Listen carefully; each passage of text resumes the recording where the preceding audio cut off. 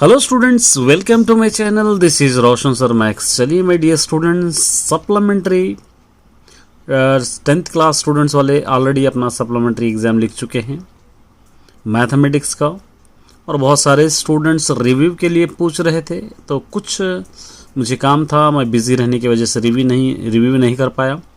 अभी part B review करूँगा, उसके बाद में पार्ट ए भी करूँगा। पार्ट बी 20 मार्क्स के लिए देख लीजिए, आप एक बार चेक कर लीजिए ऑब्जेक्टिव कितना आप तक सही लिखे हैं, कितने नहीं। और उम्मीद करता हूं कि इस वीडियो से आप बेनिफिट उठाएंगे। देखिए, पहले the HCF of 12 and 21। 12 and 21 का अगर HCF आप निकालेंगे, आपको पता ही है HCF जैसा 12 इस तरह निकालते हैं, 2 6 12, 2 3 6, 3 1 3। और 21 का भी इस तरह निकालेंगे, 3 7 21, 7 1 7।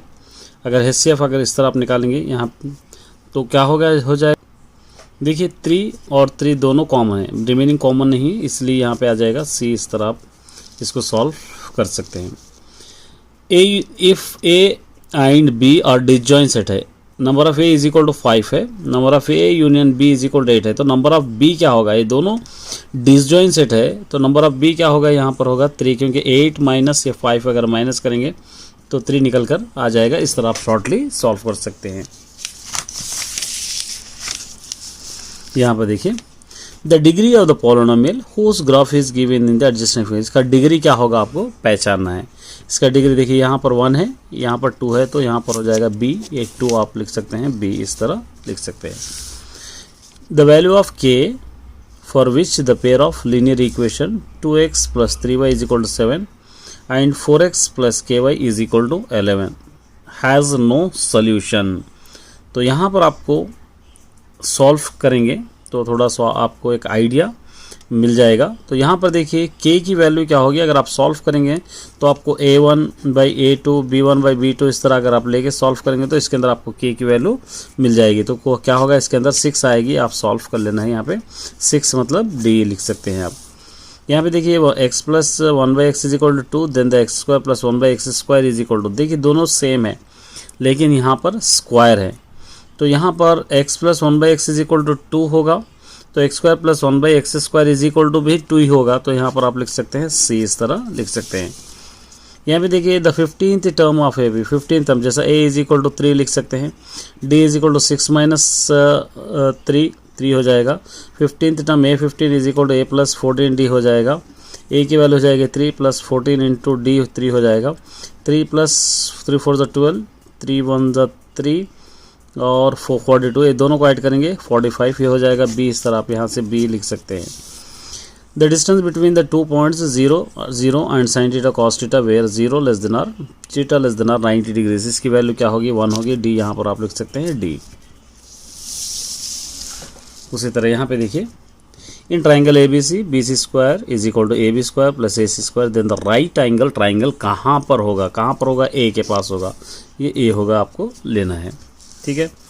PA and PB are tangent to circle, draw from the external point P to the circle, PA is equal to 7। PB क्या होगा, PB अगर आप सॉल्व करेंगे तो इसकी वैल्यू आ जाएगी 7, आप लिखें यहाँ पर 7 आप लिख सकते हैं।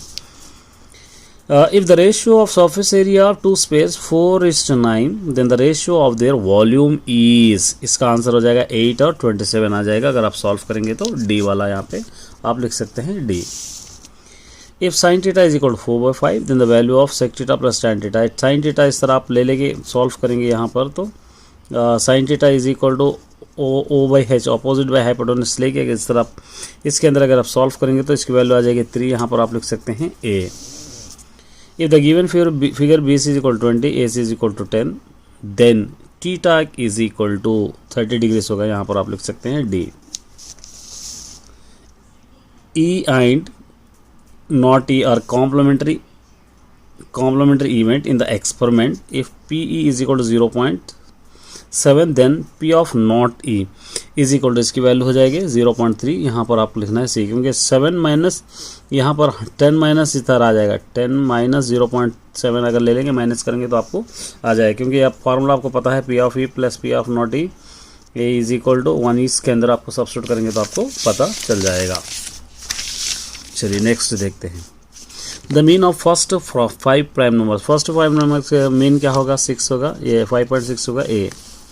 The curved surface area of right circular cone is pi r l, l तो आपको पता ही है स्लैंट हाइट कहते हैं एल के अंदर, इसके अंदर हो जाएगा D. If A subset B then A intersection B क्या होगा, ए सबसेट बी होगा तो ए इंटरसेक्शन बी क्या होगा, ए ही होगा, यहाँ पर आप लिखना है यहाँ पर लिखना है बी ही होगा, ये बी आप इस तरह लिख सकते हैं।